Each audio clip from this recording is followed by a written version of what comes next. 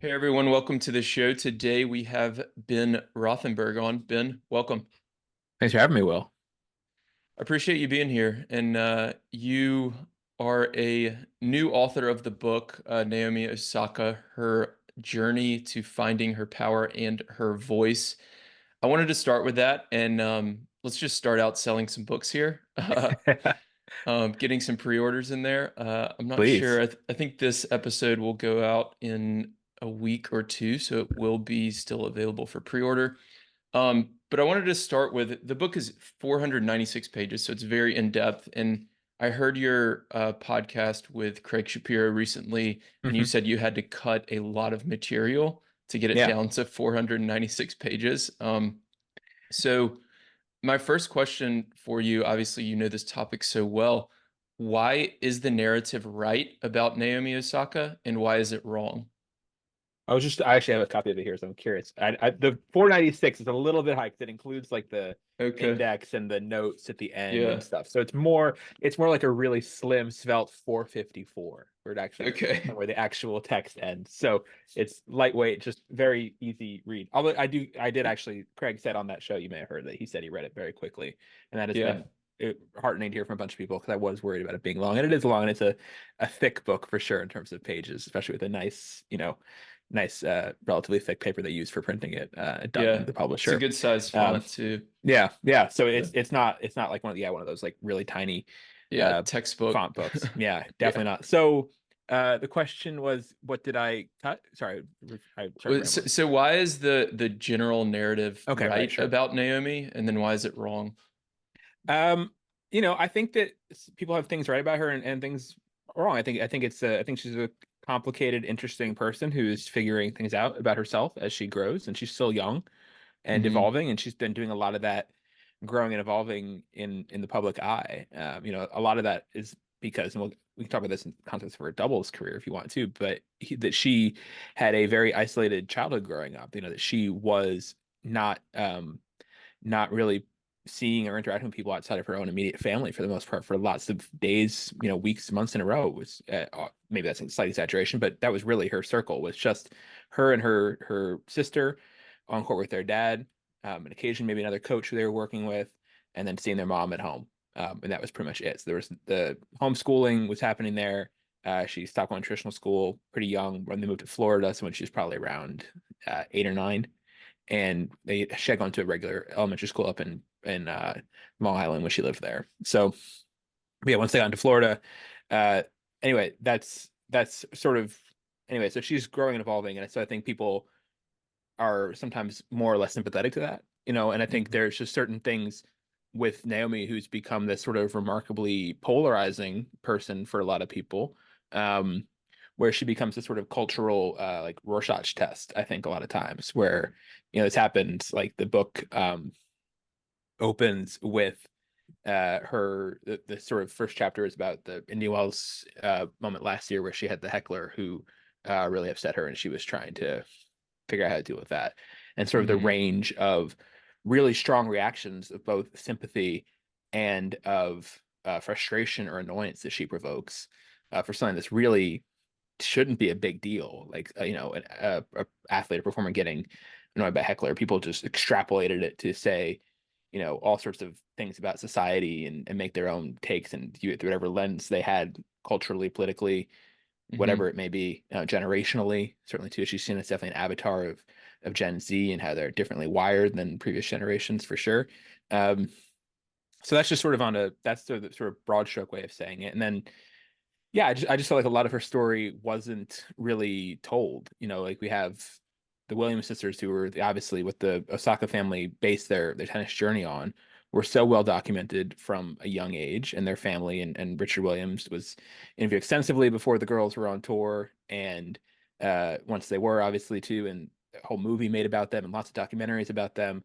With Naomi, I really felt like, and I felt more as I dug into her story and did some research and reporting, there hadn't really been any sort of understanding of her origin story. And I do think it's really important for, despite all of the huge, loud volume, both in terms of noise and amount of Hmm. conversation around her as a pro and as a superstar athlete, that she is. I didn't feel like there was the right sort of background and understanding. So hopefully this book paints a more complete picture that allows people to understand her, whether they choose to agree with her or not in the end about various things, or Sure. appreciate or not appreciate, or like or dislike, whatever it may be. At least it gives some, hopefully some illuminating context. And then also what she did also, I think, just reflects on a lot of issues that have been going on the last 2 years, during the pandemic, activism, sort of even like, and there's a lot of mental health things tied to the pandemic that were fairly universal experiences for a lot of people that mirror what Naomi was going through at times, in a much more high focus, high pressure environment of being a tennis star. But a lot of things Mhm. people in their own lives were having struggles with. I think that that's why she resonated. Mhm. Yeah, it's something that I have to even like remind myself a lot, how young these athletes are and like Yeah, how just because they're a certain way, like at 20 years old, doesn't mean they can't mature by the time they're 25 or 27 or 35, you know? So it's like I'm 34 and like when I think about myself at 20, like I'm definitely a very different person, like with very yeah. different priorities, very different like opinions and so um yeah, it's interesting and I'm excited. I just got my copy yesterday and haven't had a chance to dive in other than check out some of the pictures in the middle that are Yeah. really easy to flip to, but I'm excited to dive in and learn more about her for sure. Um, you talked about how Serena and Venus were so well documented. How did this book come to be? Is it an idea that you had or somebody else had and said Ben's the guy for the project? Or talk a little bit about that. Yeah, I'd wanted to write a book for a while, about something in tennis. I've been covering tennis, pretty full time, since like 2011, really, when I started working for the New York Times or contributing to them for the first time. Hmm. And I had a few different ideas knocking around, and sort of feedback I was getting from publishers was they wanted something with a pretty clear protagonist, and someone, not just a sort of general look at the sport, kind of, which has been sort of my earlier ideas in a few different forms. And then Naomi, when it was, I really latched onto her as the possible focus of a book. Around 2020, when the pandemic resumption from the sport happened in New York, and she stopped play during sort of the peak, one of the peaks of the Black Lives Matter protests when they hit sports. There were stoppages in NBA, and she pretty single-handedly led the tennis tournament, the Cincinnati tournament, as they called it, that was in New York that year, to stop for a day. And then she came back the next tournament and wore the mask with the seven names of the people on there to raise further awareness, and doing all this activism, and then also simultaneously winning the tournament. And I was so struck by that because there's such a clear mantra and maxim in tennis and a lot of sports that you should avoid distractions and avoid you know uh politics, or avoid activism or anything else that's not being laser focused on just your job. And certainly that's something that a lot of tennis players take very much to heart, in a lot of different ways. But that she was Hmm. able to embrace and reach out to these other outside causes that didn't really have anything to do with tennis, and use them as motivation to drive her, rather than having them weigh her down or distract her. I was really, really struck by. And so that kind of sequence of the remarkable month or so she had in New York got me sort of thinking about her. And then I started doing more research and finding out what I could find about her early life, and what wasn't known, and finding what gaps were there. And there really, like I said, there wasn't much reporting of her in terms of in-depth reporting really before the 2018 US Open was when the first bit started. And then even then, it wasn't a ton of sort of the going back and filling in the gaps of her early story the way that there might have Hmm. been for other players. And part of that's just, newspaper journalism isn't what and magazines and whatever else aren't what they were when back in the 90s when the Williamses were there. And reporters Yeah. would get sent on in-depth long form story writing, if that kind of features has been thinner in the newspaper world in Naomi's day. Yeah, so I think there was an opportunity there, and hopefully, I know people so far have found it illuminating, what I was able to find, and I do think it makes everything about her adulthood that's been very well documented. A lot of the Hmm. public struggles she's had and triumphs she's had, make them make more sense and puts them in context. Hmm. So 2020 you took that idea and took it to the publisher and they were like, okay, yeah, this works. Yeah, it wasn't as That immediate as that in terms of getting it okay. like to buy in. It was more, I think I got the deal to do the book actually about a year later, when after everything that happened with her in 2021, when she'd had the more public mental health struggles Hmm. and pulled out the French Open. and then also lit the torch at the Tokyo Olympics opening ceremony, the final cauldron there. Hmm. And yeah, so there were some ups and downs with her, and I think, and that's when, just from timing and stuff too, that's when kind of the interest sort of bubbled up more. So I only was working on the book really intently from like fall 2021 onward. Okay, got it. So I want to get back to that a little bit later, but let's share with us just your tennis story. Like, how did you get started writing in tennis? And I know you're in the DC area, which is a Yeah. big tennis community. Yeah, share your story with the audience. Yeah, I watched tennis on TV and in person at the what was then called the Legg Mason Tennis Classic. It's now the City Open in DC, Hmm. which is pretty near where I grew up. It's less than uh less than 2 miles, less probably about a mile where from where I grew up on the other side of Rock Creek Park in DC. And would go and watched, people like Michael Chang or Agassi in person there, and then became a big fan of tennis more from watching I think U.S. Open mostly and Wimbledon on TV in sort of the later '90s. And with my dad would go up to the U.S. Open a few times for like the Super Saturday, which I used to have there, which was the men's semis and women's final. Used to be all in the Hmm. same. I don't know if they were the same session, the same ticket, but they were on the same day. And so we go up for that, I think 3 years in a row.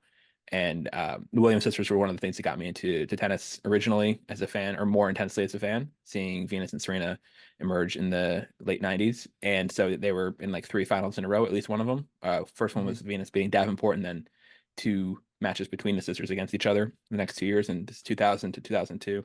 And also saw like Leighton Hewitt uh, breaking through there, Murat Safin, uh, Pete Sampras was always in the mix there, and Agassi, at least I think just one of the years there too. So it was a cool time, and I liked watching it. I played some tennis with my dad growing up, just in sort of public parks, and I went to a couple like tennis day camps and stuff, and played on like my middle school and high school teams. But I was never that good a tennis player, and my main sport was always hockey. I was a hockey goalie. It was my Hmm. main sport that I was actually like decent at, and yeah, tennis. I played a lot of doubles actually Yeah. in school, which was in my school, which is the place they put the worst players.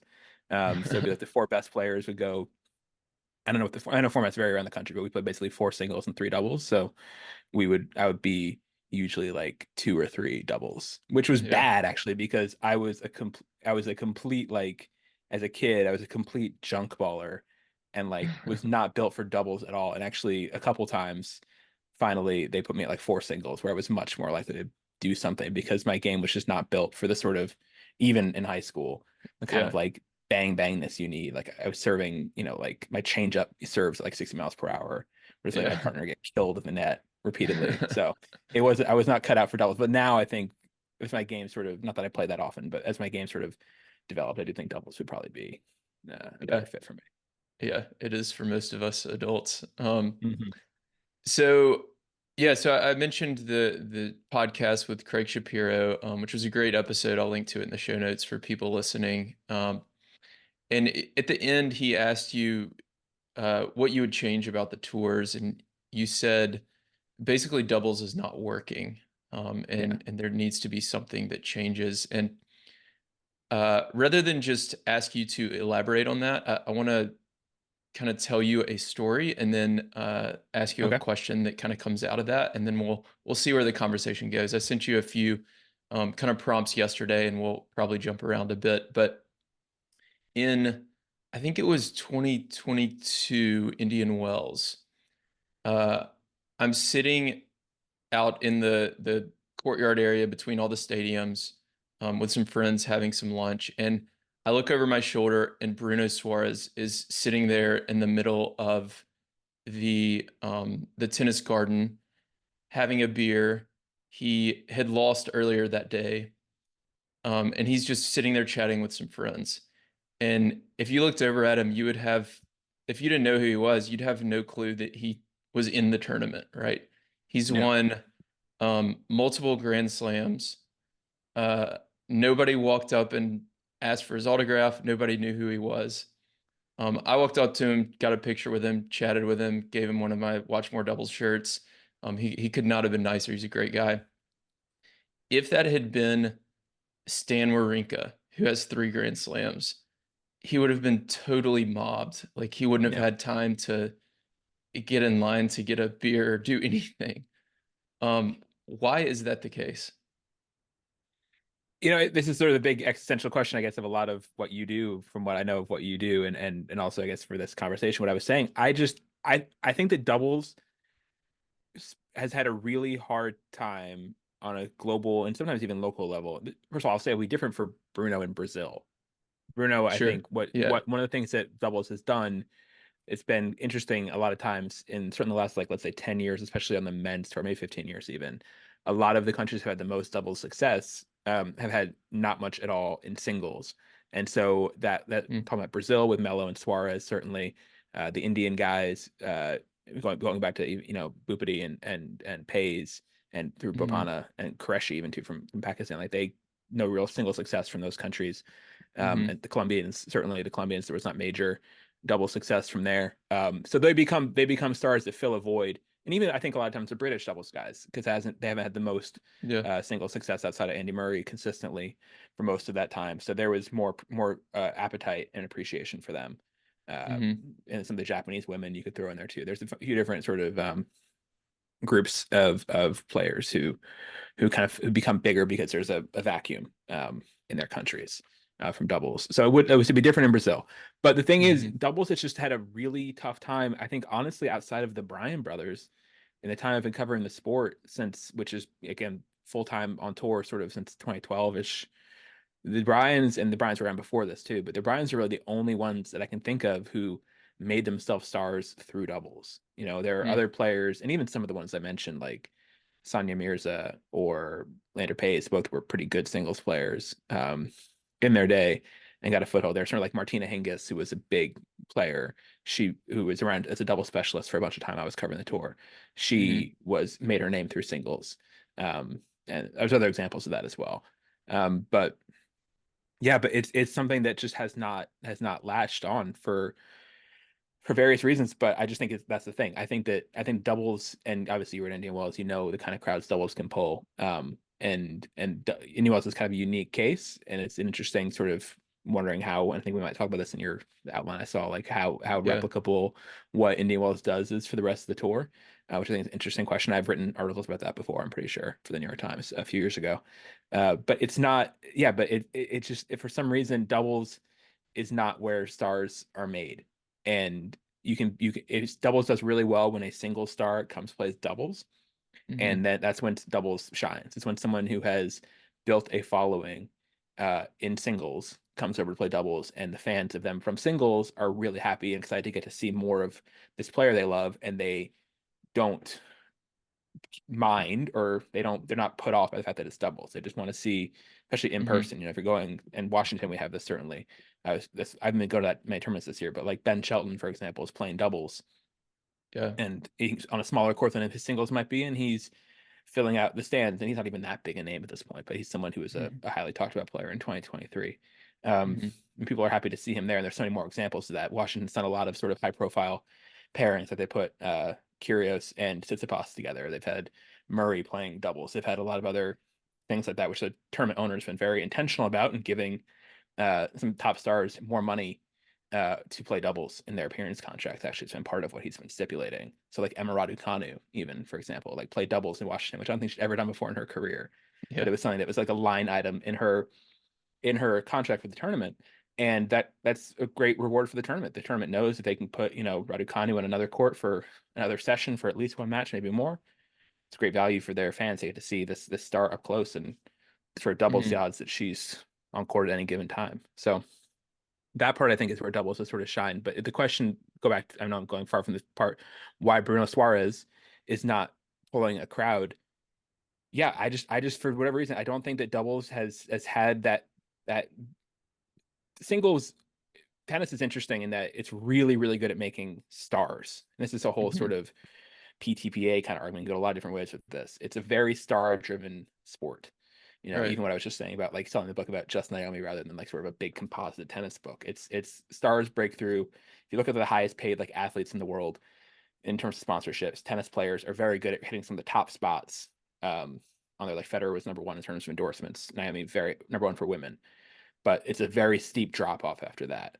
mhm, Um, and just yeah, the sort of the rising tide doesn't float everybody individually, and Hmm. make stars out of even guys who are outside the top 20, let's say, Yeah. reliably in singles. And certainly there are exceptions to that, but yeah, the singles format does a really good job of making it so personal, and you spend so much time looking at a given player who is half the players on the court at all times, and you're seeing them up close with their thoughts, battling, trying to figure things out, and viewers become very attached to those players and those people and those personalities in through Hmm. singles tennis on TV.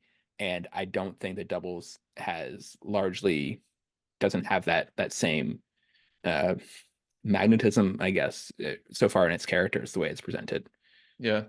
Do you think so you mentioned the stars is the big thing, right? And I've heard this. I've got Indian Wells behind me, and Hmm. this was from this year, and this was actually for double specialists on the court, and you can see how packed the stands are. Yeah, Um, it doesn't always happen, but Indian Wells does a great job, which we talked about. yeah, But like you said, people want to go see tennis stars, right? So like I'm of the opinion that, and I've talked to people at tournaments about this, and they're just like, I just want to watch Coco golf. Some people even tell me I like watching Coco and Jess play more than watching Coco play singles. I just want to watch her play. mhm, So they really just want to see stars more, possibly more than they want to see singles or doubles. They just want to see the star. So do you feel like, and the answer is probably some combination, but I feel like I try to break it down into like, is this a product problem or a marketing problem, right? And if we look at doubles, it gets, I'd love to see the percentages. I don't know. You'd probably have a much better idea than me, but like it probably gets less than 5% of the marketing dollars that the singles tour does. When I go to like the 2022 WTA finals was here in Fort Worth, 15 minutes from my house last year. mm, And I walk around the stadium and see all these signs of all the singles players, and there's not any signs of the doubles players. And if you asked somebody with a ticket walking in, are you here to watch the singles or doubles? They might actually tell you, wait, there's doubles too. Like they don't even yeah. know that it exists. So how do you think about like it being a product problem versus a marketing problem? And then we'll go through some of these kind of suggestions that I've gotten from Yeah. people over the years. Sure. It's the chicken and egg thing, I think, is largely Yeah. it. I mean, it's sort of a cycle because, and this goes for things like in terms of posters. Remember the debate I was hearing more recently than that. And certainly doubles players are not on posters. You're right. Almost always, unless it is something like a poster in Brazil and Bruno Suarez is their star. And so they put him Hmm. on the poster for Rio, the 500 or whatever other tournament it may be, where there's some Hmm. actual clear pull. And that does happen in certain markets for sure, but not like a tour finals kind of thing, most likely. So, I was even like for Wimbledon, I remember there was this is a singles topic, but there was controversy over Wimbledon not putting Djokovic on their poster this year. And I don't know if you saw that. There was sort of backlash from Hmm. his fans, certainly, that they had like I don't know, six players featured and some current, some past. It was all sort of looking at the past players they had. But Djokovic has won the tournament, I don't know, four times in a row before this year, roughly, and he's won it Hmm. so much, and it's coming up in there, and was the number one, could be defending champion. He wasn't featured on the poster, and to me, that shows that Wimbledon, certainly something of Wimbledon's size, and the huge entity they are, has done some level of market research that shows that Djokovic is not who's going to sell their most tickets or who is going to be the biggest pull, Do and you does think that in. that's what it is? Like, do you think they've I done think the that's market research for that? yeah, Because yeah, I think I so. think a lot of tennis organizations like aren't as capable as we give them credit for sometimes. But I you don't know better disagree than with me. that. I don't disagree with that general suspicion, which I think is totally fair and valid. But at the same Okay. time, like I'm using Wimbledon's example, like Wimbledon has Yeah. their act together. Yeah. I give them credit for that, and they get to focus on this one event a year, and they're a pretty robust organization with a lot of full-time employees, make a lot of money, and Hmm. they would be able to do. And like Coco Gauff, for example, is on the poster in the UK when she was Hmm. not number one either, and she was not British, and she was not a defending champion, not any of those things, not a Grand Slam champion even at this point, going before Wimbledon this year. Right. But she was first, and this was this year's poster, yeah. But she was uh, featured there, and that was their choice for whatever reasons they have for polling their ticket holders about who they like, who they don't like. whatever the advertisers, and that's how they come up with stuff. And so yeah, they, if in around the stadium or around the city of Fort Worth, let's say, if they put, and it's different with the WTA right now because the WTA does not have a ton of superstars in its singles side either. So it's a little bit Hmm. different for WTA, but generally they they would know at some point that putting insert name like Gabby Dabrowski's face on a poster would not, they don't think that's going to sell tickets or that's not going to increase attraction to their event. Um, Hmm. and so that's their bottom line is to get people in the stadium. And if that is, and this, certainly in tennis, this is why it has not always been a correlation between merit, whatever you want to call that, and marketing, right? Those have been two separate categories. Most famously, probably in current tennis or recent tennis has been Nick Kyrgios, right? Who's never been a top 10 player, never won a Grand Slam, never won a Masters 1000 singles title or singles Hmm. and Grand Slam. I guess he did win doubles at Australia, Hmm. but he gets put on posters because they sense that he has magnetism for possible viewers to come watch him play over someone higher ranked like a Rublev or whoever else it may be in the top 10 who's got a Hmm. stronger resume for him. And is that frustrating for the Rublevs of the world? At times, for sure. But also sometimes also those players recognize that Kyrgios, and he did obviously a more controversial example that I needed to use, but even like Naomi at times, like Naomi circa 2022, for example, Yeah. was not doing well in the rankings, was and it was, outside the top 20 for a lot of the year, but still was getting foregrounded and put on the main stadiums and put on the posters because she was the one who was the name who was going to put butts in seats the tournaments had calculated over the likes of even Swiatek at number one at times. So that is the thinking there, and I think the doubles players, yeah, don't have the recognizability largely to be considered the poster children of the Hmm. tournaments in literal sense. Um, Yeah. and what they could do to get that status is could being on the posters help them get the fame? Probably yes, like on some level for sure. But that is seen as sort of being probably marketing money poorly spent to put someone on a poster who isn't going to short run deliver value from that showcase. Yeah. Yeah, I think I've kind of argued, and I like the chicken or egg analogy. I've used that in the past as well because it is a thing of like they're if they can't get on the posters, they're not going to be popular, and if they're not popular, they're not going to get on the posters. Yeah, Um, but one of the things that I've had discussions with several people on the podcast, including double specialists, coaches, and so on, is I do think it's something where, at least as the tour is like currently constructed, um, I think the doubles players are going to have to figure a lot of this out on their own and like make them create their own brand, which is something the this Bryans did such a good job of, right? yeah, Like they did a really nice job of that. that's my sort of general take. Is honestly the Bryans did so much and they were such a success. They had a lot of things going for them. Hmm. They were very successful. They won all the time. That was huge. They were number one for long stretches of time and were winning majors and other big tournaments and so playing consistently. They obviously stuck together as a team very consistently for pretty much their whole careers, minus the Jack Sock interlude at one point for Yeah. Mike. Um, and they were so giving with their time and with fans and put on such a show. And I don't know if you ever, I'm not sure how much you're following tennis then, but like if you ever go to a Bryan Brothers match, for example, like Hmm. they would be afterwards, they would take they often put them on like last on courts in the scheduling, and they would often take like the bin of like used balls from the court that day and like sign as many as like one would sign and the other would hit to the crowd, and they would put like instead of the standard three balls, the Bryans would hit Hmm. like 60 balls into the crowd, and just Yeah. this sort of like huge over the top thing, but to make sure everyone had a good experience, everyone went home happy. Everyone, got to say they had it. The odds of having a Bryan ball, people determine with a ball, the odds that it was a Bryan Yeah. Brothers ball were very high. Yeah. Um, and they were naturally inclined to that kind of showmanship. And even with media too, they were super gregarious and chatty and engaged and happy to come into press after every match they played.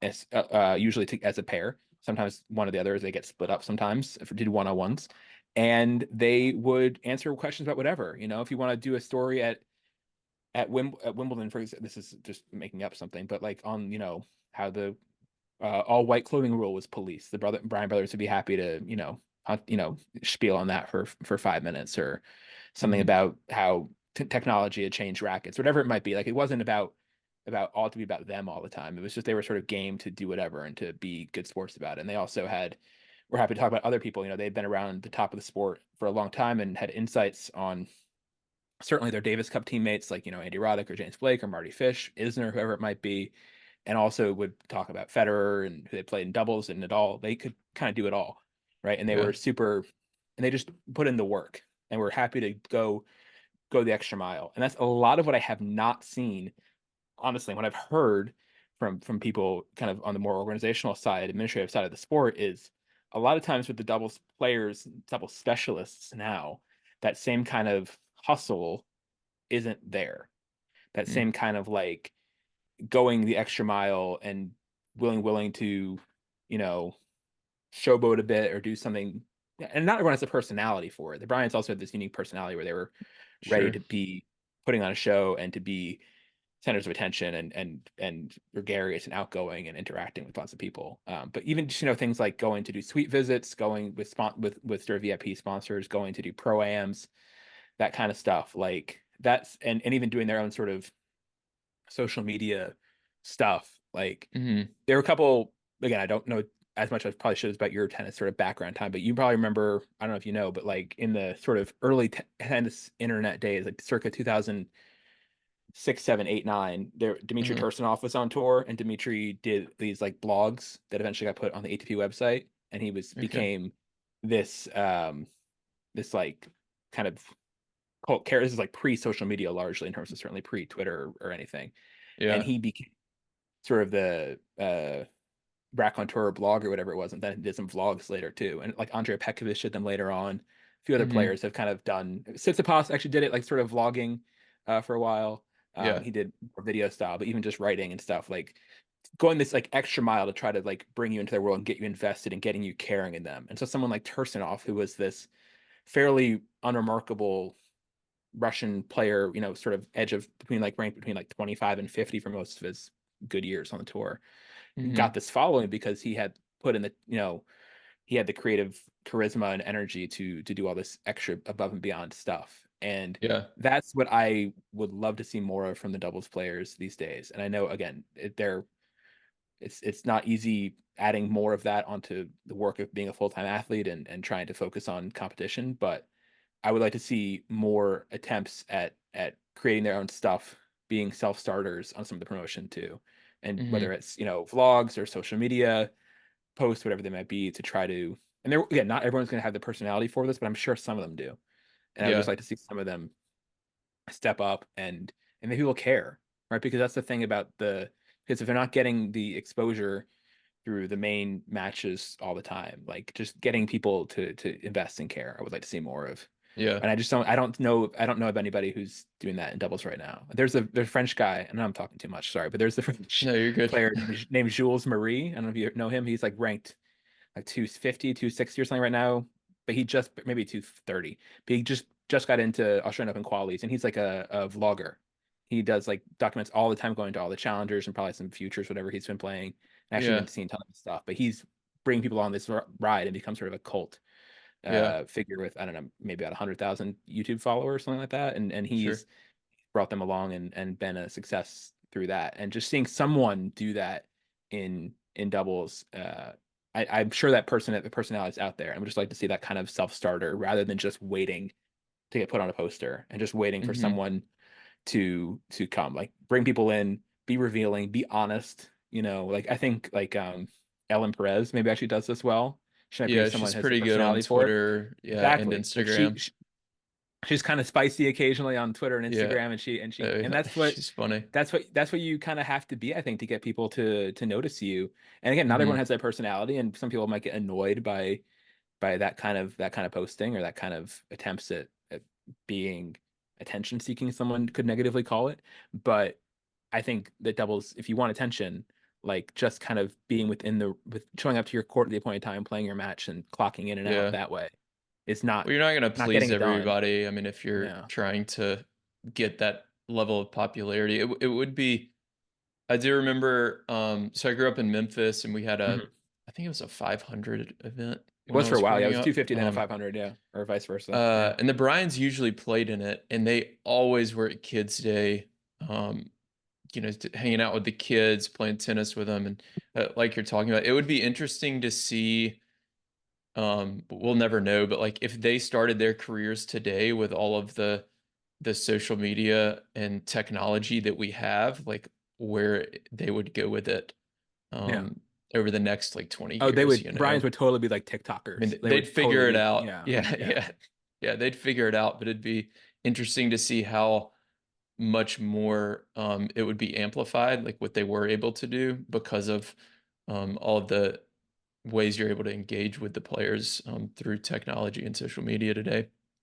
Um, so I want to go through a few potential like changes to rules Okay. and format and scheduling that I sent over the other day.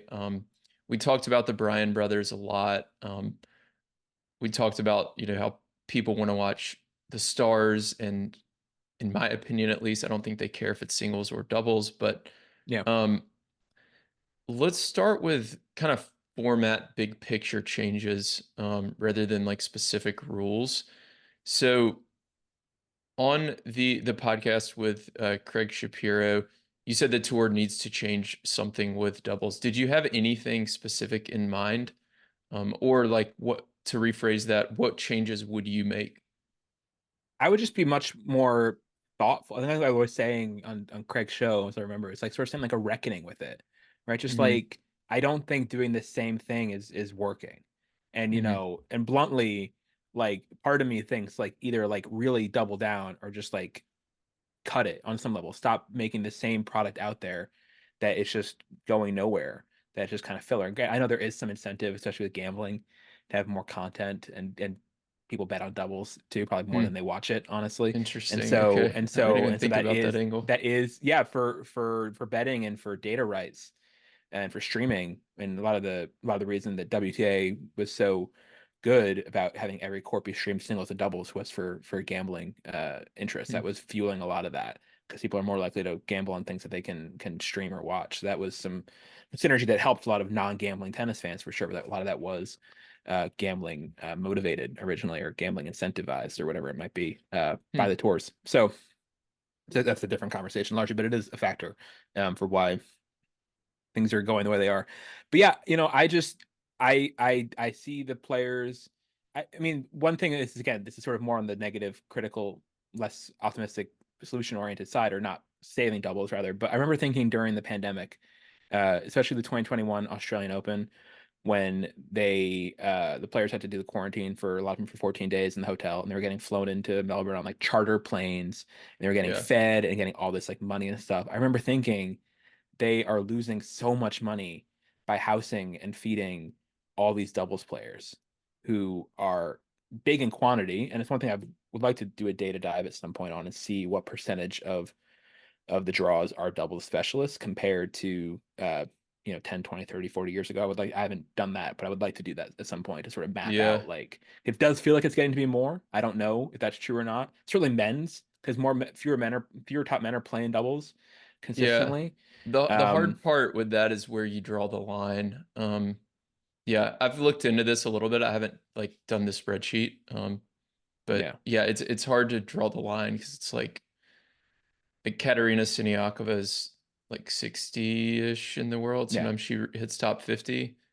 I was thinking of Um, doing it like I actually stopped. but I was doing it a little bit last night, actually thinking about the show, and then realized like I don't have the time to actually do all this data and cross pollinate these draws and stuff and these lists. But someone who is only in one draw, right? Let's just draw the line there. Like so, Siniakova is in the singles draw. She would not count for this purpose as a yeah.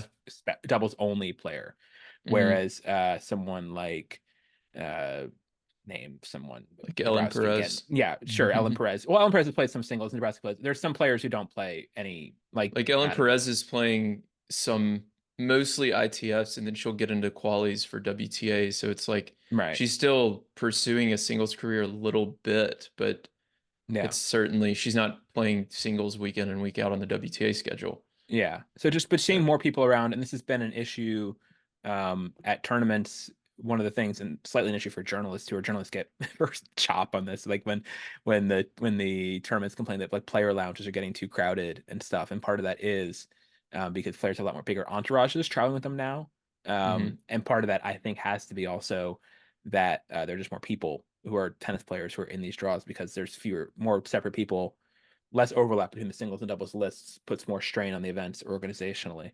Um, Mm. so that's something. But in terms of I guess the question, I'm sorry, I feel like I lost track of what your actual first question was. But in terms of getting more stars to play doubles, is that basically what we're saying? No, Or like what changes do you think need to be made? So it sounds like, well, I think that I and think basically that.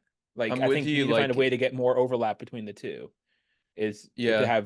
have more singles player. And this is a big thing I've seen in person at lots of tournaments. Indian Wells certainly too. Like Indian Wells, obviously, yes. Indian Wells and I think Wimbledon, two tournaments that really come to mind, where Hmm. it's such a big destination tournament that people are just happy to be there. And it's just like nice being there. And I'm looking at the picture of Indian Wells behind you, and you got the mountains Yeah. and the blue sky, and it's Yeah. beautiful. And you want to sit outside and watch tennis, and people are less more open to doubles, maybe less picky, honestly, about what they're watching. And Wimbledon is the same way. Wimbledon people are just happy to be at Wimbledon. It's like court one. There's lots of days when court one will be a doubles only ticket at Wimbledon, and it's just like a 12,000 seat stadium, and they'll sell out, more than half of it, certainly for Hmm. doubles only sessions, basically for like the sort of, I don't know what rounds it's probably like quarterfinals, semifinals of doubles, men's and women's, and some mixed. Um, they'll do great because it's hard to get tickets to Wimbledon. People want to go to Wimbledon. And if you can get a ticket, even if it's for an off-peak kind of doubles only session, people are like, yeah, sign me up. I want to be at Wimbledon for sure. And especially a lot of people who are honestly like I did an internship at in London summer of 2008 when I was in college, and I was in the sort of group program. And one day, a bunch of people who were not really tennis fans went to Wimbledon because it was like a thing to do when in Rome or when in London, and they Yeah. got tickets. I think yeah to one of those court one sessions and saw like two doubles quarterfinals or something, two men's doubles quarterfinals. And because they didn't really care about seeing stars, they weren't invested in the top stars. I don't know if they could tell you honestly like who Roger Federer was at that time, even though he was Yeah. like the best player. Honestly, that level of casual or not caring about tennis, they were thrilled. They got to see doubles, they got to see Wimbledon, and doubles was plenty enough for them. They weren't picky about it. They were like, this was cool. We saw this two quarterfinals, and I don't know who the Bryans or whoever else Yorkman, whoever else the players might have been in the doubles draw that year. That was great for them. And so yeah, Hmm. so when the tournaments are the destination, more than the stars, which does happen, like I said, sometimes at Wimbledon, at Indian Wells, I think are the two that stand out the most for me. Then any programming is hugely desired because any matches are great, and so people are Hmm. just happy to be there and will watch the doubles for sure. How that translates beyond that, I do think you need to find ways to get singles players to play more and top singles players, and there's And by different that, in you terms of really just mean like the stars, right? it Like, can be pretty low. I mean, like in terms of that can be a pretty generous line, honestly. Even like more mm, like top 20, top 50, even, people names that you would know, like I'm thinking of, I'm not looking at the rankings, but if you have like, I don't know, like Davidovich Fokina, what he's probably ranked like 30-ish right now, I'm guessing, sure. without looking.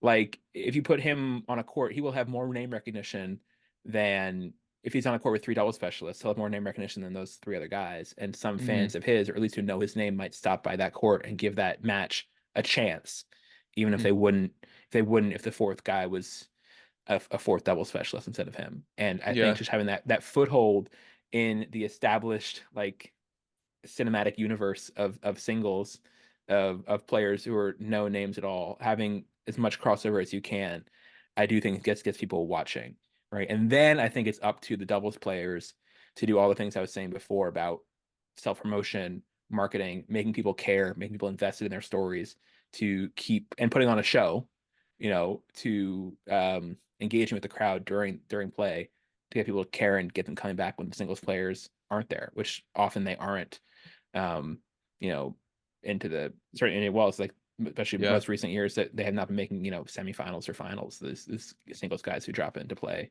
And No. Wells Yeah. They usually usually, like sometimes back they do, but out. not usually. Yeah. They Yeah, usually play oftentimes a they play like doubles one match match and and then back kind out. of Yeah. exactly, which is frustrating. I'm sure it's Hmm. frustrating for the doubles players too to have them taking up spaces in the draw when they're not in it to win it. Yeah. Yeah, so that's sort of the easiest thing. And what they could, they could make minimums. Honestly, there's you if the ATP could make this rule saying you must play at least three, doubles 1,000 draws if you're a top 20 player. That's just a rule. And Yeah. so Djokovic or whoever else the top players were would have to go out there, or even to be part of like I don't know if you've seen this list that's going around that Oleg on Twitter made of like the bonus money this year from the Mm. ATP, which is big Oh amounts yeah, of yeah. money in the bonus pool, and that's a whole different system. But you could make doubles participation one of the line items you have to fulfill to get your bonus. Like Mm. that could be. So, and if a player doesn't want to do it and wants to opt out, like okay, fine, but then you're going to miss out on a lot of money, and so much of it just comes down to money. I mean, honestly, Hmm. tennis players are very money driven and what they're good, especially as top singles players and what they choose to do and not do. And they're Yeah. going to do it if it makes financial uh, benefit for them to do it.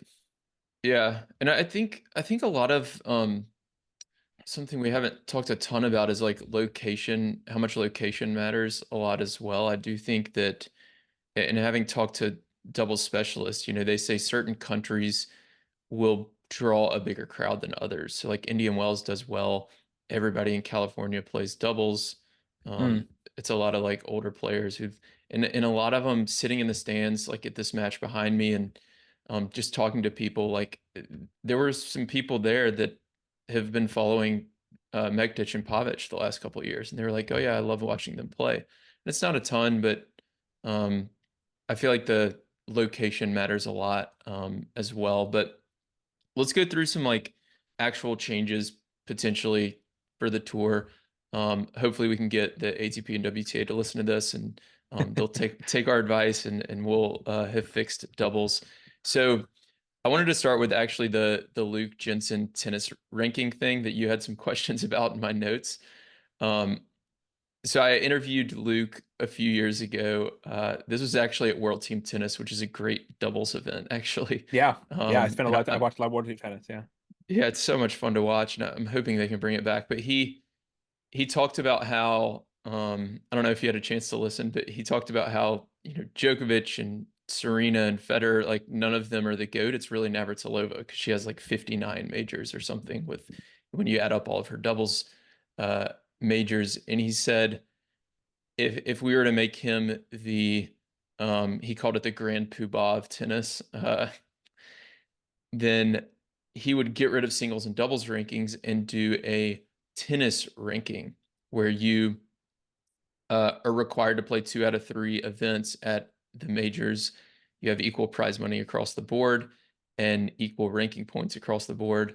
You get rid of best of 5 for singles. You played no ad, all this stuff. Um, I know you may not agree with all of that, but are there some things that you like about that idea? And talk a little bit about some of those things and what you would take away from it. Again, if the powers to be think the doubles is worth saving, that kind of radical thing is what would help. I mean, Hmm. because this sort of letting it just go now is it's not getting better, basically. And so it does take some sort of radical rebenching. I think I responded when we were talking in our pre-show chat. I don't know the exact mechanisms of it. I've mentioned juniors, but juniors ITF juniors just have one combined rankings for singles and doubles. Okay. And and I don't know the exact formula of that. I could call Colette Lewis or somebody who would be able to explain it better, but they basically do have one ranking. It's a combined ranking Hmm. for both, and it gets you into both draws, and it incentivizes juniors to play doubles, which most top juniors do play a lot of doubles at all the big tournaments too. And almost every junior will play singles and doubles in their careers, which is great. I think for development of young players, I think doubles is always a good idea. And I think Coco still is kind of in that mindset, honestly, with how much double she's played, even though she's kind of not a veteran yet, but she's been on tour for several years at this point. Yeah. I think she certainly started playing doubles a lot because it was a great way to get reps and practice on big match courts and big match points and all those things. So something like that could happen if you require. I've seen people say versions of this too, where you would make the doubles players have to play singles too. Mm. Like just, put them out there and see what they can do if they can or can't do it. Like make them take up spaces in singles draws to that's an idea. I don't know if that makes any sense at all, especially because a Mm. lot of them just would not hack it out there bluntly, and a lot of them are not in the Yeah. conditioning and age, and a lot of the doubles specialists are much older than the upper limits of the singles range. There's lots of doubles players on the men's side who are around 40 or a little north of 40 as well. Hmm. So something like that could work potentially, but it would be a real radical revision of it. Like one of the things that frustrates me most about doubles is the lack of um showcasing of mixed doubles. I think mixed Hmm. doubles is this huge gem that tennis has done a really bad job highlighting. And I've covered, like, I went to Perth, which is middle of nowhere. It takes like an extra like 4 hours to get to Perth from the east coast of Australia, and like Melbourne. It's on the west coast of Australia. Nothing else is around there. Yeah. And because for in 2019, when Federer was going to play Serena in mixed doubles in Hopman Cup, and it was this Hmm. once in a lifetime kind of thing of these, at that point, the two leaders in pro era Grand Slam titles on the same court with each other, playing against each other, man and woman. It was this totally unique thing that was such a magical, cool moment. And then similarly, I think later that year when Serena played with Andy Murray at Wimbledon, that was also great to see these two icons of their respective tours getting to be together, and that those matches got put on center court. They're doubles matches. Those were Hmm. big ticket moments for doubles, and so.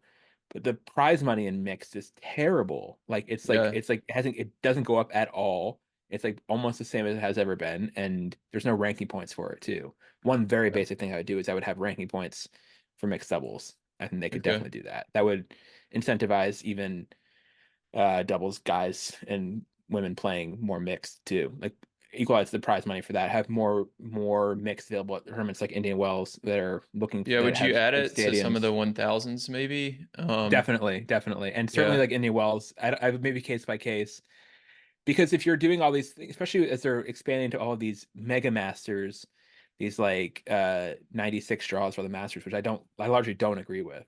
But if you're Hmm. making them this long, like you have players just hanging around, players probably will want something to do. The players don't, and so doubles and mixed would, I think, would benefit from these, and they actually will benefit from these longer events. And that's one of the Hmm. things with Grand Slam saying best of five. I think it's going to be forever prohibitive for men signing up for doubles at Grand Slam events. Men who give themselves any chance of doing anything in the singles draw are largely Hmm. not going to play unless it's like an unusual case, like Tsitsipas wants to play with his brother to get him in the draw, that kind of thing. Sure. But generally they're not signing up for extra work when they're having this best of five daunting thing on their schedule, with Yeah. really long matches and uncertain times and scheduling and stuff. The other thing is also scheduling, if you're on doubles, can really kind of mess with your single scheduling when they put you on and give you less. You have to play earlier in the day a lot of times, get less rest sometimes, so it can be a whole Yeah. mess for Well, I organizers as think that's well. why you see like a lot of the women playing both, but not as many of the men, right? Definitely, Like that's a huge Coco part and of it. Jess are able to do it because they're 2 out of 3 in singles rather than three out Yeah. of five. And the other thing is, in terms of why I think one thing that doesn't get talked about as much for why it used to be a bigger thing that you'd have the someone like McEnroe who played singles and Hmm. doubles throughout pretty much his whole career and won a lot of slams and doubles, and the Williamses even too early on, is Yeah. there back then there was less money in singles. The gap wasn't as Hmm. big. And so and now that people are making much more money in singles compared to doubles, the math doesn't work out. Again, players are ultimately very frequently kind of rational operators just purely on the money level, right? So if the money Yeah. doesn't check out to play doubles, they're not gonna do it. So some sort of rejiggering of that could help. But yeah, but in terms of what Jensen said, just to kind of sidebar on this, with Navratilova being the GOAT because she's won more doubles, Yeah. I think that like tennis, and I say this as someone who's a tennis Hall of Fame voter. Like we've had a lot of double specialists on the ballot the last few years, and I have been dismayed that they haven't gotten in. Like a lot Hmm. of them, like players with like multiple, like I think the most extreme one, like Daniel Nestor was on the ballot Yeah. this year and didn't get Yeah. in, which is I had him on the crazy to me. podcast earlier this year and we talked a little bit about it. Yeah. Which is It's That's crazy to me because like what more could he have done? yeah. Like he basically maxed out. He was the first guy uh in singles or doubles to win like all nine Masters events. He was Yeah. like before the Bryans did it, and then Djokovic did it eventually in singles. Like he won gold medal, he won a bunch of slams. Like he was number Yeah. one. Like he did everything you can ever want to do in doubles, but for some reason, the voters are not impressed. And I certainly voted for yes for Nestor. Hmm. And it was, and I think I voted yes like I think all three times. I don't know if her time has run out, but like Lisa Raymond was on the ballot, I remember, for a bunch of years, and I voted for her. I would have voted yes for Cara Black, I think was on the ballot recently. There's people who've like more Yeah. than a handful of major doubles titles. Why are they? And I know Hall of Fame's a different kind of conversation, but I do think it matters for the sort of clout and No, respect that these it's players aren't getting. Like, why? Like, what more could they do? Like, if you don't, if at that point, just don't include. If you're not gonna have Daniel Nestor in the hall, right. then just like don't have any doubles players in the Then none hall. of them like No, just yeah, say you don't care about maybe just the doubles. Bryans and that's it. Yeah, I Yeah, just say you remember don't care about looking at doubles. Be the honest about it. yeah, looking at the fan vote ballot after chatting with Lisa Raymond. This was like a year or two ago when she was on the ballot and like all the line items were like the singles players and it'd be like, one grand slam or three grand slams and then she was at like 12 or something. I was like, well, she has like four times as many grand slams as these other players and she's on the ballot for the third time. So it's really weird. Yeah, it's just one of those things. I guess people don't think that doubles only is enough to get you there. And this, I think it's kind of a good. Like Pays got in, for example, and I Hmm. wonder like how much of that. And I would vote for him for sure, results wise. I mean, he has this. If you're going to put doubles players in the hall at all, Pays for sure makes sense. But he also did have like a singles bronze medal that he got in Atlanta, actually. And I wonder like if that showing some chops in singles is what made the difference for him over Helps. someone like Yeah. Nestor. I have no idea. It doesn't Yeah. necessarily make sense to me that Mm-mm. that would be the difference maker. And it's kind of a relative footnote in the overarching career of someone like Leander Paes, who was such a doubles stalwart for so long, Hmm. to this one sort of early one-off Olympic bronze. But I don't know, because yeah, like again, the Nestor thing bothered me just because it was like, what are we doing here if this is not enough? Like, what is the Yeah. math that's not mathing here for these guys? And and if there's some official formula, why is it so? It's whatever kind of subjective formula you would come up with. I would have to think Nestor would clear it, but for some reason Nestor wasn't the Bryans. Nestor was not someone who honestly was known as being particularly good ambassador for the sport, or being gregarious or engaging on court or Hmm. off. He was just kind of went about his thing, kind of kept his head down and won a lot, but was not really a fan favorite and was not really a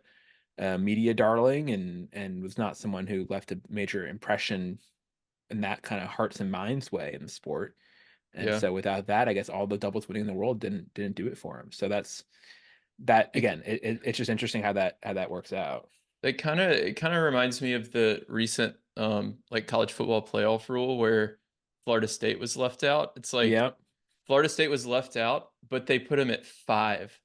So it was yeah, like with Florida State's second or third string quarterback, putting them at five was less respectful than putting going ahead and moving them down to like nine. Because they definitely like should have been behind Georgia if they're taking into account that like second or right. third string quarterback, or you leave them in the top four. But to put them just outside, It's dishonest. it Yeah, kind of reminds me yeah. of that because it's like we're going to include you on the ballot, but you have no shot of getting in. Exactly. It's And like, Georgia well, and Florida then State just leave Florida me State's a good off. Like, example. Florida State's a good example because like they went undefeated. Like yeah, what more could they have done? Like I understand that yes, there's this the quarterback. I went to Michigan, so I've more invested in. They obviously had a wild year in college football this year, but yeah. like what more could they do? Like you did everything you could. Hmm. Like Nestor did everything he possibly could as a doubles player, and it wasn't enough. Yeah, but it's like And don't it even wasn't like he include me on had. the ballot if you're not gonna like respect Yeah. the So I on think court. I think that's something that's Yeah. yeah, it's interesting. Um. So yeah, s- So I want to run a few of these other ideas please. by you, and feel free to just latch on to any of them and prioritize them however you want. So the idea of um getting rid of changeovers for doubles, only have a changeover between sets. Like only Um, change sides of the court even, or like sit down, you mean? Like a break. to sit down to break. Okay, but you would walk Yeah. across and change sides every two Yeah, games. yeah, yeah. You can still do Okay. that. Yeah, yeah. That's I You're don't just know talking about where I speeding got speeding things up, like basically, right? That's yeah, the that point of that. yeah, that's one to speed things up. I think I Y- think I think this is in your it's related, but I think it's on your items too, like no waiting between games kind of thing. I think yeah, so a that's a big fan one. one. So like That fans who are that's a big one waiting, to me. yeah, I That's one of my biggest complaints about going to tennis in person, honestly. that's Um, awful. is having to wait. two or sometimes three at the beginning of a set games to get into a match. I think it's so unbelievably fan unfriendly. Mhm. Certainly in doubles, to the extent, yeah, the doubles has a, yeah, it should not be happening. Players can Yeah. adjust, and yes, you can wait to like not move between like during a point. I think it's fine, but Sure. like you can kind of most fans I think could, and also have it be maybe restricted to just areas that are directly in like the Like on the server or side returner's or eye line or something. yeah. Most of the I've talked to players about this, and they say most of the time it'd be like a fairly specific part of the stadium, if it's a Yeah. stadium, where they would want actual to movements to be restricted. But it's so unbelievably fan unfriendly to be spending money on a ticket and have to wait like often like 15 minutes to get into a court, Mhm. because it's not a changeover, and that's just no other sport does that. That's Mhm. that's really not great and very fan unfriendly. I would at the very least have fans be allowed to get to their seats in every game, not every 2 games or 3 games. Make it every game at the Mhm. very least.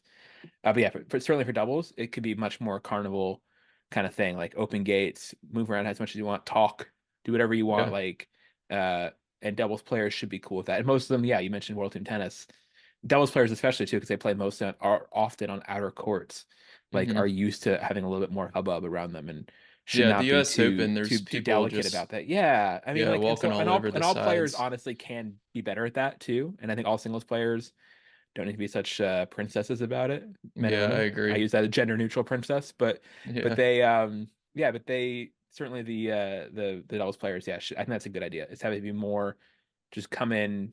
If you have any interest, please come on in. If you certainly, Yeah. unless it's like at capacity and for some reason, which is great Yeah. problem to have. But come on in, have it be open, have it be come and go.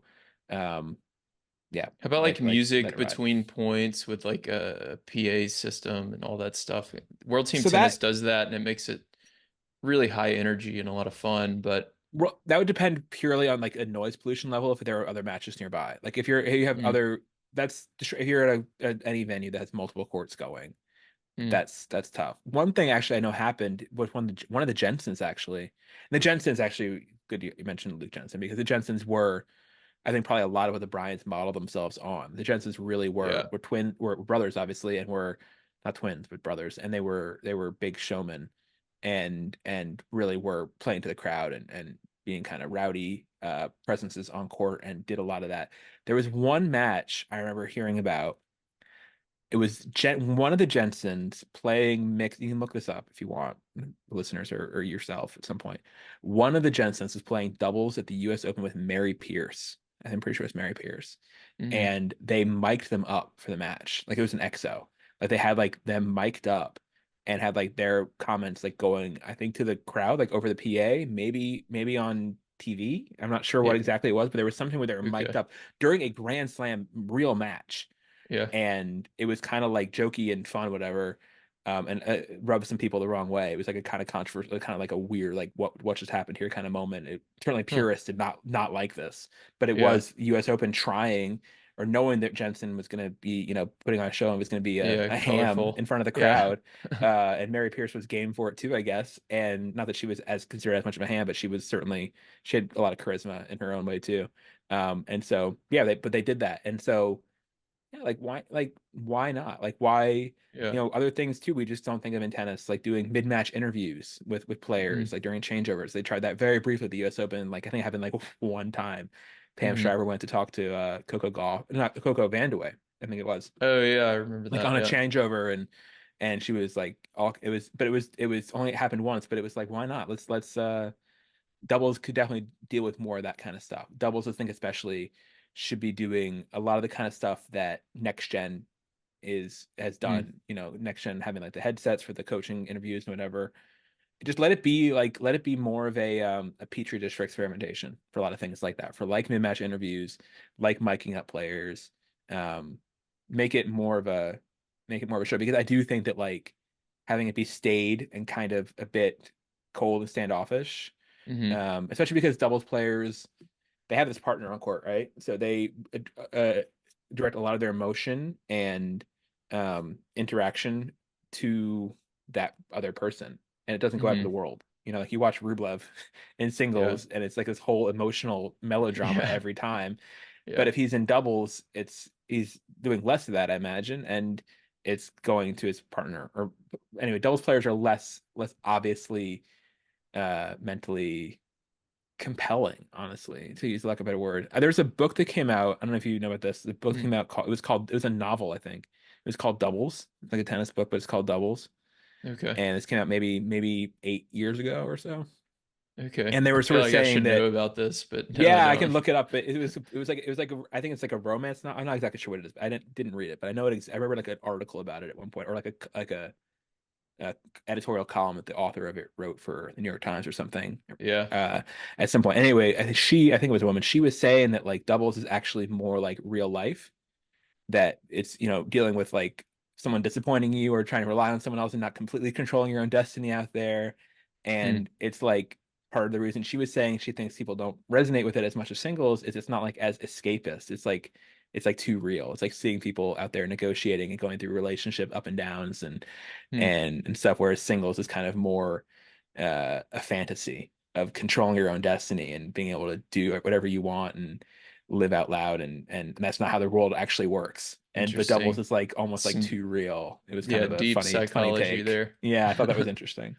Yeah, that is. So I feel like it sounds like what you're saying, and I'm in agreement with, is one of the problems is obviously we can't like maintain the status quo because do you know a lot about the financials? Like doubles is definitely costing the tours money right now.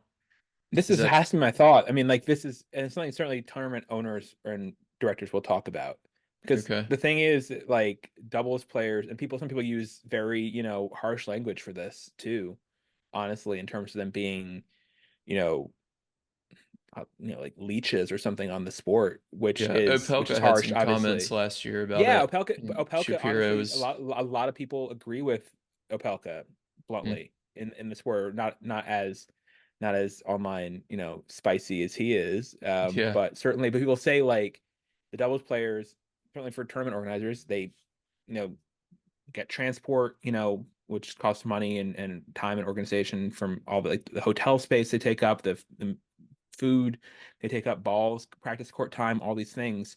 They incur all of this cost and resources for the tournament to manage them and to provide for them and facilitate them, but then they're not delivering um on the revenue side and the hmm, audience side, and then they're not often seen as being even given the effort.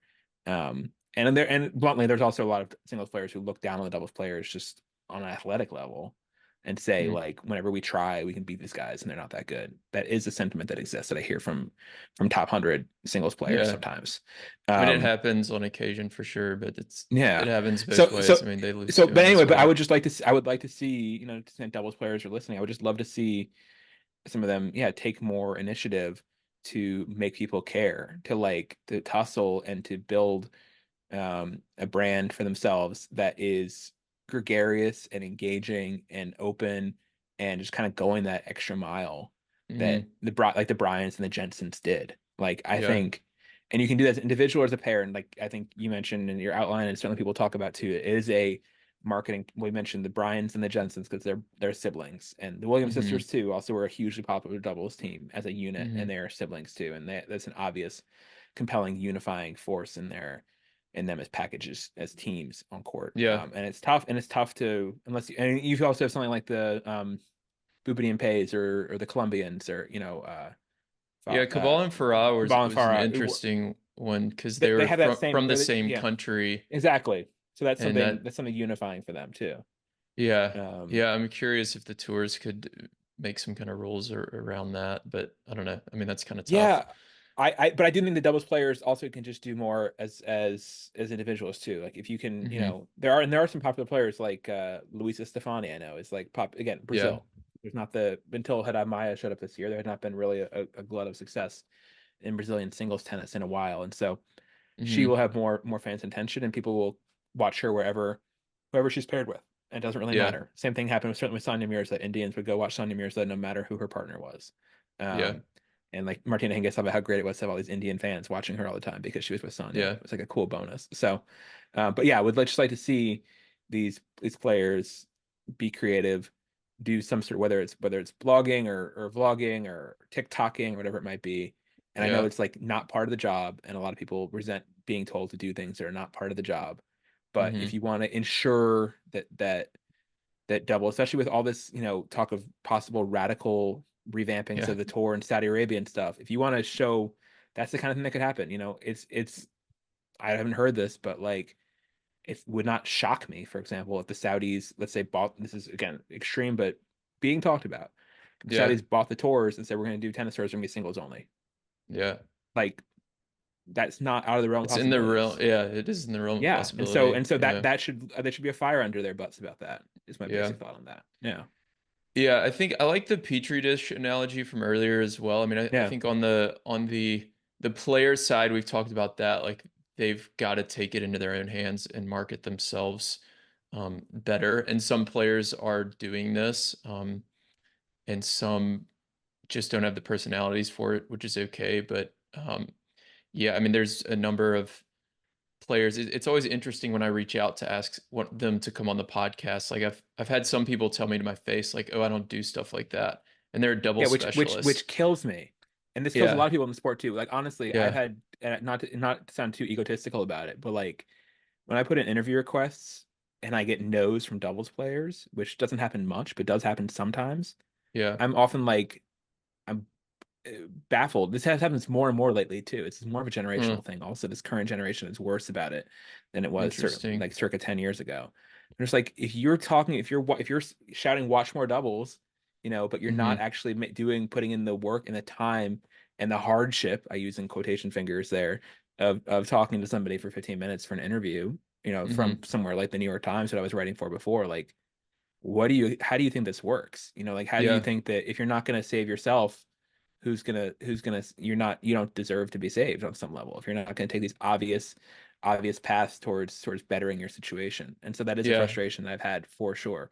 And that's not super. There's certain, I'm not going to name them. There's certain doubles players reputation for being less helpful than others, Mm. and less and that's well known within the sport, for a lot of people who's difficult not. But yeah, I just think that, and a lot of doubles, I think doubles players should be, honestly, like, this is gonna It's get harsh again, but like grateful to be there because if they are having this net negative revenue situation with the sport, mhm. like try your best to be a good citizen and to make people glad you're there, to be a Yeah. positive for it. It's probably not like a higher ratio necessarily than singles, but like you said, I think because doubles doesn't get the marketing dollars from the tour, like they need to make an effort to do it themselves. And a lot of the players are really good about it. Like Rajiv Ram, I've had on several Oh yeah, he's times. great. He's great. Demi Shores is always super helpful. I adore Demi. Yeah. Yeah, she's always, Nicole Melichar Martinez has been helpful. Ellen Perez has been on a few times. Gabby Dabrowski helped me launch the Watch More Doubles t-shirts, and has been a big advocate of doubles. So yeah, it's definitely not the majority. And it may not be even a higher percentage than the singles players, but it should become more of kind of a thing where they take it into their own hands. And then the other side of this is the petri dish analogy, like you said, like the tours. I do think they can create some kind of like fun environment. Like the thing I picture is like at the US Open, you go and you have the singles tournament going on, the doubles tournament going on. But what if like court 17 was a doubles court for like a few of Hmm. the days and there was music and it just felt like a totally different event? Yeah. I can imagine like somebody who's showing up to a tennis tournament for the first time going to that and then going to the singles and Ash and being like, that's so much more fun. Like they were playing music. I was allowed to talk between the points. Like I could Yeah. go in and out and grab a beer whenever I wanted. I want to do more, watch more of the double stuff. Like if they could make some changes that would just separate itself from singles Yeah. almost and take advantage of the things that singles is just so slow to move on. All the complaints about, Yeah. You mentioned World Team Tennis earlier, and that totally resonates for what you're saying. Like yeah, having it be more family friendly, more accessible, more fun, less stodgy, less taking itself so seriously, hmm, and it also depends a lot on the local culture of the given tournament too. And tennis really does, one of the cool things about it, does reflect a lot of very different mindsets. Like being at Wimbledon versus being at the US Open is a totally different aesthetic Sure. and sensory experience on so many different levels. And you never have music blaring between points at Wimbledon, and that's fine. That's good. That's nice that you have those kind of varieties. But Hmm. yeah, but it'd be nice to see something like doubles players. Like I loved seeing at the next gen. Finally, they had next gen in this year for the ATP guys, young guys. They had like a skills competition, which is something I've wanted forever for tennis to do. Mm. Something like all stars, whatever various sports, baseball, run derby, NBA, NHL, all have these skills competitions they Yeah. do around their all-star weekends. Um, and finally tennis was doing something like that. Like why not have the doubles guys go out there or you make them do this. Like if they're Yeah. not going to do it themselves, like if they're not self-starters like we want them to be, we keep saying we wish they had this. You can this is something you can do is make them go out there and do challenges with fans. Like, can you return, you know, have them each go out and hit 20 serves and see like give, fans a prize if they can return a Marcelo Mello serve or something, Sure. whatever. Then it have to be a good server, like some like Mello, but like anybody's ATP level serve is gonna be pretty tough for most fans to Yeah. to confront. So things like that, or go out and more sort of more autograph things, like more have them be out there and do stuff. And Hmm. actually, India Wells did ATP did organize for a few years a pro-am with media and double specialists, which was actually which was fun. Yeah, They did it I've like two or heard three about that. times. They Hmm. did it like yeah, I did it I think two or three times, and I played with that Mello actually I think a couple times, and it was a nice it was cool just being on court, and obviously they could kill you if they wanted to Sure. at any point, Sure. but they were mostly taking it relatively easy with when hitting the ball at a media person, and media people are at various ages and fitness levels and skill levels and stuff. And Yeah. but it was a way to get to know them. And I definitely wrote an article for the Times, I remember, about that. But like this was an Mm. example of doubles making the extra push of like going above and beyond a bit of trying to engage with media, taking times out of their schedules to work. And it's something that a lot of them said like we'd be open to doing more of this. Like at least the mindset back then with that crew, circa yeah probably 8 9 years ago at this point, Yeah. was saying the right things about like we can do this is something we can do, and to get you guys to care more about. They saw the benefit of seeing this like very international crew of sort of like top kind of level mainstream Hmm. reporters, which again is a thinning crop in the sport in terms of newspapers and stuff like that. But Yeah. they were up for it. And so yeah, just seeing more stuff like that, more kind of like meet and greet kind of things, like go, have doubles players come in and talk to media, kind of all access hour level things. Like I know you were in Cancun, Hmm. um, like, and often there's not much competition, obviously, or you were probably a lot of times the only person talking to doubles players, I have to Yeah. imagine. No, most of the Yeah. time, we're the only company that'll request them. There was a few exceptions, like when the Czechs played, there was some Hmm. Czech media there. And then Coco and Jessica is a little different. But yeah, for the specialists who are not, inside the top 100 in singles, yeah, it's generally us, which is really nice for me, but Yeah. I Well, would love a to lot of times there see more are a lot of requests times there for it. are outlets who are more dynamic and more flexible and smaller, honestly, and sort of more Hmm. upstart, like various bloggers or whoever else might be credentialed sometimes to smaller tournaments. And Hmm. just, say like, hey, if you want a one-on-one this week, we will not be able to get you, Iga or Yeah. whoever else you might be requesting, or Coco Yeah. golf. But how about you get 15 minutes with Ellen Perez, and Yeah. like, yeah, that's good for everybody, right? If you Yeah. can make those kind of accommodations, and would love to see the tours be more proactive with that, and the doubles players also be just game for that. And it's not always Hmm. comfortable to, doing interviews about people, that who might not be super experienced in the sport. Honestly, sometimes these upstart media people, I was certainly Yeah. that way in my early days. I'm sure for you, it's been a learning curve too. For everybody, it is Yeah. I still of feel like figuring out how that to do this. sometimes. Yeah, and I still do too. So it's something that takes a lot of practice to get better at. But yeah, and I were asking some really just like poorly worded questions early on, asking one of the first ones to ever cover credential. This is sidebar, but like I was talking to Sam Stoser's Eastbourne. That was the same. I mentioned doing this internship in England, and so I went to Hmm. Eastbourne. I was credentialed for Eastbourne, and Stoser had lost um, in Birmingham the week before to Katarina Bondarenko, who was like an unseeded player, and then Bondarenko went on to win the title. Hmm. Um, in Birmingham, kind of surprisingly, she lost like first, second round to her.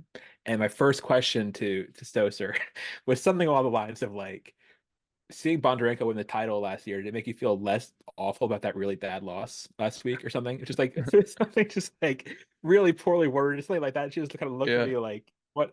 That's not how you do this." Like, but she did give a fine response in the end and was Yeah. cool about it.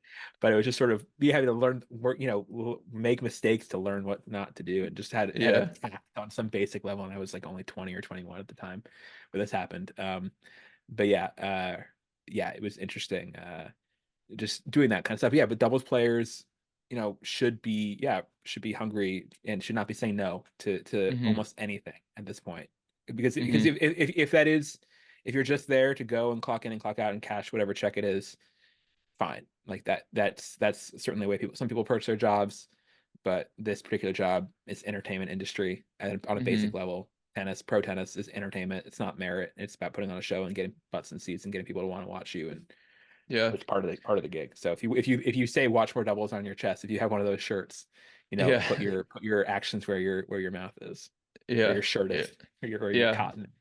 Yeah. I want to do at some point like a piece on kind of the financial side of doubles because I mean a lot of these players are going to have a second career as well because the Hmm. prize money is so low. So when they're thinking about like trying to market themselves better and get a big following, that's not only going to help you now, and it may not impact your prize money at all during your career, but if, if you do retire at 35 or 40 and quit playing Yeah. doubles, you may not have enough money at that point to like totally retire or at least as much as you'd like. So if you have built up that kind of reputation and following, it makes, getting sponsorships more Yeah, easy look, and all and like, sorts of and again, stuff. I think the players Um, have to be self starters and work on this and work for this the same way they hmm. work on the rest of their careers, right? Put in the time, put in Hmm. the effort.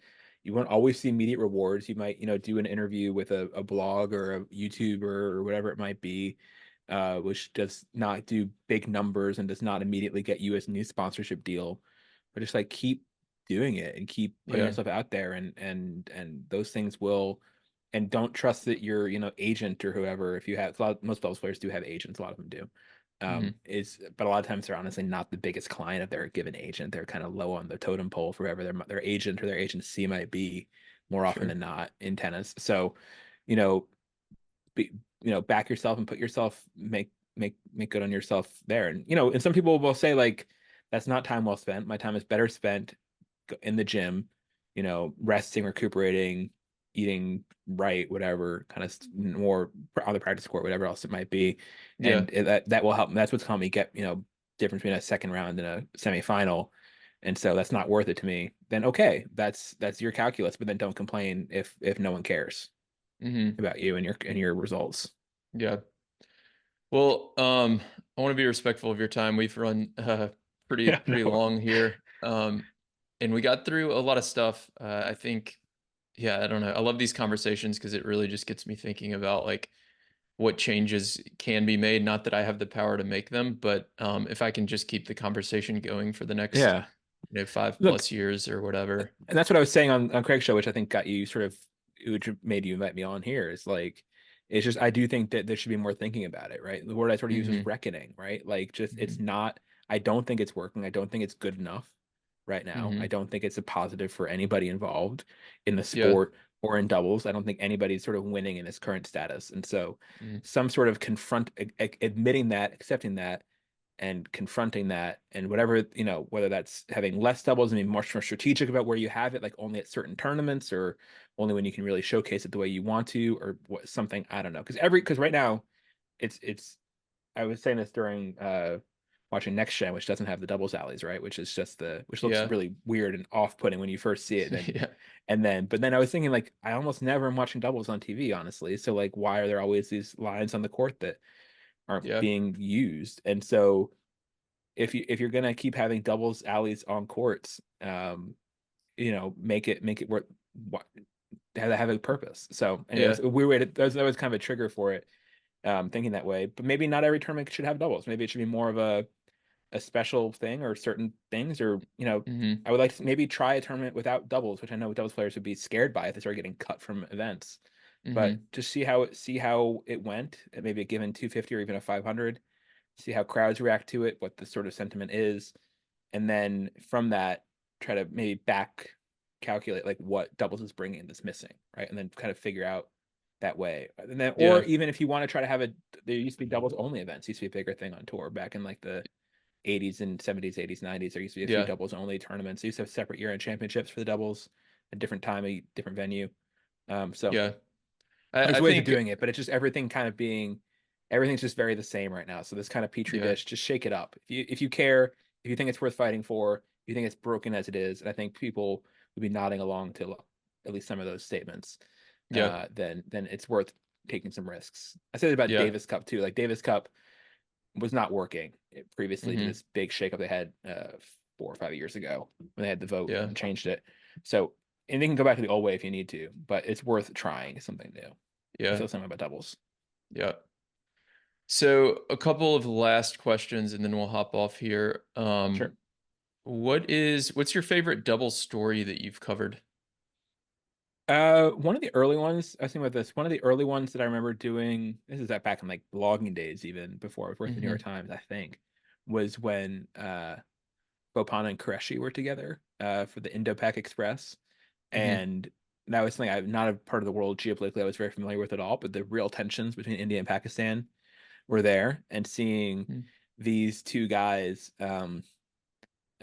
unite, but purely because they thought they were good fits for each other in doubles. And they were really only thinking about it from a doubles point of view, in terms of that their games aligning on court was largely their thinking. Not they didn't want to make a statement per se, but their pairing up was really meaningful and became a story that was covered by political reporters who cover that part of the world, and realized how remarkable this was that there was this pairing, and like they made it to a deep US Open run, and I think like their ambassadors from their respective countries who would normally never like be in the same room as each other. That's maybe exaggeration, but certainly we're not warm towards each other usually. Like sitting next to each other at the US Open watching this thing. And that was a very unique like, and those are again not guys who were big stars on their own rights before this really at all, either of them, but because of this sort of cultural moment they had, and the sort of power that that was sort of a uniquely sort of doubles story for me of seeing that. And then one of the other Yeah. stories that comes to mind too is actually one of the first stories I ever like broke as a reporter was that Martina Hingis, this is while she was retired before she came back to the double specialist. She told me, and maybe she shouldn't have, she was kind of loose lip, but I was at World Team Tennis actually and was interviewing her about mixed doubles getting added to the Olympics, which was, this must have been like, I guess, 2011. And so mixed Hmm. doubles was getting added to the Olympics for 2012, which had not been an Olympic event previously. And I asked if she would ever come back to play with Federer now that it was an event and a possibility. And she Yeah. told me that Federer had actually already asked her if she would come back out of retirement to come play doubles, and that was like such huge news as a blogger for SB Nation at the time, Yeah. that I got the scoop that like Federer was asking Hingis to come out of retirement and for Yeah. doubles, but it was ostensibly doubles, mixed doubles story. Yeah. Olympic doubles, the 2012 Olympics was an amazing tournament, kind of across the board, and the doubles there was really good too. Hmm. Um, Cool. so yeah, so those are some of my Yeah, stories we'll come to link to mind. But both yeah, of those. yeah, We'll link to but both of those in the there's show some notes good for stories sure. too. I wrote about Krejcikova before she had her single success, really about her Hmm. working with Novotna. I've profiled, you mentioned Demi Schurz, again, adore Demi Schurz. Happy to Yeah. get to sort of write about her and her unique uh, profile she cuts on tour, and yeah, there's been some cool ones. It don't often get time. There just have to be, it's a higher bar to clear to get a double Sure. story ran for sure, but there are definitely some cool characters in there for sure. Sure. What's your favorite tournament? It depends. I think different tournaments, like I said, I think scratch very different, Yeah. itches in terms of what you like. My usual answer for just being on the grounds, although it did change. I got to say, this year I did not love it. Was the U.S. Open. The U.S. Open was very overcrowded this year on the grounds. Hmm. Like it just like, I don't know if you heard that from other people too, but or if you were I there, I'm not sure. did. But it was like it wasn't that you couldn't get mat seats to go watch like the good matches. Like you couldn't get seats to watch the bad matches. There'd be like two kind of no-name players playing an uncompetitive match, and it was all full. It was just way too crowded, Hmm. and they were setting attendance records all the time, but it was too much. And so, Yeah. but I generally, I like felt the US. I like the US. I'm American. I like the loudness of it. I like the kind of openness of it. The more relaxed, the not shushing you kind of stuff at US Open. That all, I vibe yeah. with all that. I've kind of felt like I was there. think I got there Wednesday and was there through like the following Tuesday or something. And I felt like that like Wednesday, Thursday, maybe Friday, it was like overcrowded. And I Yeah, remember there being some backlash on like Twitter and in the news and stuff. And I did feel like Saturday, Sunday, Monday, it kind of, at least the outer courts, because I was outside on the outer courts watching doubles the whole sure. time. It seemed like they had taken back some of like the grounds passes that they were selling. And I was checking and like Yeah. um they had sold out. Whereas Wednesday and Thursday, you could still buy a grounds pass like that morning. Yeah, there are some So I there's don't different know. factors. Like I was hearing people speculate also that like the Ash matches weren't competitive, which meant Ash was not full. So all these seats they sold for Uh, Ash takeovers were out on the grounds instead. And that could Interesting. definitely be a Yeah. factor. Yeah. I don't know what they're, but it was, I'm saying it was unpleasant. It was just like, it was Yeah. too much. It was way overcrowded. I had not had that experience before at the US Open, and I did Yeah. not enjoy that. French Open Yeah. always has that. French Open is always like shoulder to shoulder, way too crowded. Courts are way too small at the French Open to Hmm. get seats to almost any match. And I don't recommend it for fans, honestly. I don't think it's a great fan Hmm. experience, the French Open. I think I was like a sort of kind of person who wants to roam the grounds and go to a lot of outer courts, which is always how I operate. I'm sure it's how you operate too, largely as a doubles guy. Like, Yeah. it French Open is rough. I tell people to go to Rome instead, largely. Who is Naomi most likely to play doubles and mixed doubles with? So I believe she was going to play with Kyrgios at Wimbledon in 2022, Oh, and that's then she right. got Yeah. hurt. I think there was talk about that. And she Yeah, did that's wind up. right. They shared an agent, which is why she signed him to his her agency too. That she Okay. co-founded with her agent Stuart Toogood. She's played some doubles before. She played with a couple of the Japanese girls, I want to say, and she also played with Zhang Shuai, uh, Okay. who's a good doubles player. Before Yeah, she she was a is. really successful doubles player, and I played with Hmm. her a couple times. She wanted to play mixed at United Cup with Nishikori. That was the original Hmm. plan for the first week of the season. They were going to play mixed, and I think even Nishioka, I think they were going to play, and they didn't get in. And it's kind of Hmm. crazy that they didn't get wild carded, honestly, with Naomi and what a big star she is. That she wanted to Yeah. play United Cup, I believe, and they didn't get in. Hmm. That's ridiculous to me, considering how much tennis bends rules. But apparently, there's some rule in United Cup as it's written that only the host country can get a wild card for Australia. But Australia was in by merit of DMNR's ranking, so they were already in Okay. directly, but they didn't give one to Japan, which just seems kind of like a weird uh, Yeah. A unforced mistake. error by them. So see, so I think really it'd be something Olympic or otherwise like neat. She didn't play doubles at the Olympics though, and in Tokyo she didn't enter doubles. So I don't know if she would. There's also the thing is there's also good Japanese doubles players, so there actually are kind of those spots are kind of taken Hmm. by competent people in Yeah. women's doubles on the Japanese team. So Yeah, Shuko it'd Aoyama's a be something good one. if she was going to do it again, it'd probably be something like a Hopman Cup, United Cup kind of situation where it's with another top singles player and it's kind of part of the gig. But I agree Yeah. with you, what we were saying up was actually before we started, but like doubles for like mental health is a real thing. Like for Yeah. certain players, and then Naomi's not this way. Naomi actually for her it stresses her out because she like gets so um Worried caught about the up in other like person. worried about the other person. Exactly. She's like, I don't want to Mm. let them down. I don't feel Yeah. like I'm comfortable with this. She did not play a lot of doubles growing up. She didn't play junior, so she didn't play doubles. She didn't play any ITF junior tournaments. She's a very rare Hmm. player who didn't play any ITF juniors. Um, and she didn't, and she and her sister played a bit coming up, and they were not good Hmm. results wise at all. So, um, yeah, so she doesn't feel comfortable with it and doesn't want to let someone down.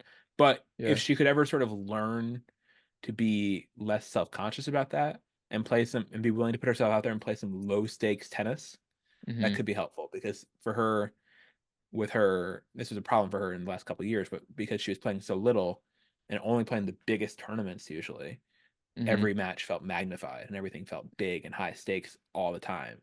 Yeah. Whereas some low stakes tennis could actually potentially be pretty good for her. And that could Yeah. come in the form of doubles potentially. Yeah. Yeah, it was a conversation with Danielle Collins I had in Charleston where she talked about that, and it seemed like I don't think she used the word like mental health benefits. I think I kind of attributed that and maybe even said it in our Yeah. conversation, but she talked about how it was just like it was so much fun playing with her friend Desiree Kravchik and Yeah. um I don't think she didn't admit this, and I don't think any player would, but I would imagine for the singles players, it's also, like you said, like low stakes, low pressure. Like, I don't really need a big result in this doubles Yeah, draw. But while you're playing, you're still in that competitive mindset and you're focused on that. So it's probably a good way to kind of get out of that pressure of the big singles draws. absolutely. No, I definitely do hear singles players admit that for sure, on record Yeah. and off. I definitely, all of them do talk about just being like some extra money, Yeah. if they can win a round or two or even lose first round, it's some money. Get to be in Yeah. front of a crowd, practice some serves and returns. They often say, especially the guys, like hit some serves, hit some returns. It's Yeah. good reps in front of a crowd, live match action with umpires and ball kids and all that kind of stuff. Like it's Right. good And practice. That's I Kyrgios think has what talked Pagula says about. too. Pagula Yeah. uses as practice. She often says, yeah, Yeah, Kyrgios has said that too. yeah. Anyways, so I want to let you go. Any final requests or comments for the audience? Obviously, the book is on sale Oh yeah. for I'll pre-orders. hold it up for all the YouTube viewers. There's the book. It is available. Oh, you There got we yours too. go. Beautiful.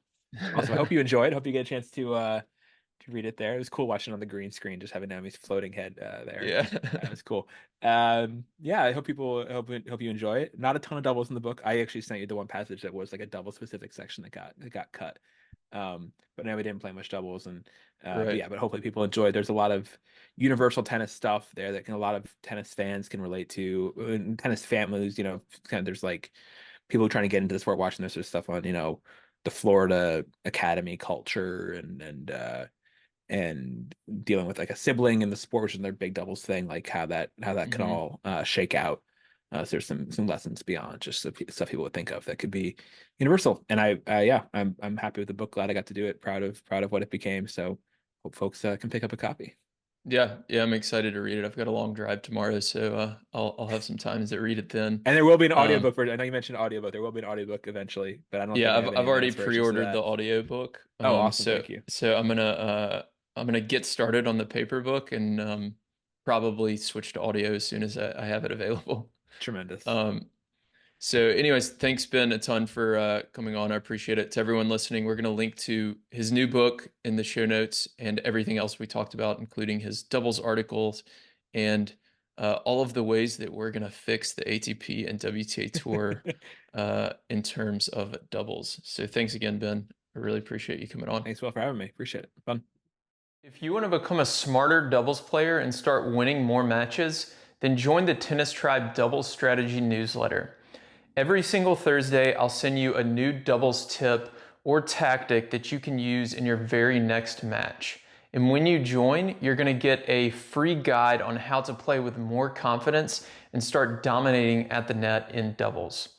My name's Will. I'm the founder of the Tennis Tribe, and over the last 5 years, I've worked with players at every level of the game, from USTA 3.0 players all the way to Division I college programs, as well as some of the top 10 doubles players in the world. And on Thursdays, with this strategy newsletter, I share that knowledge and advice that I've gained over the years with you. So to sign up, you can go to thetennistribe.com. And again, you'll get that free net play guide when you join.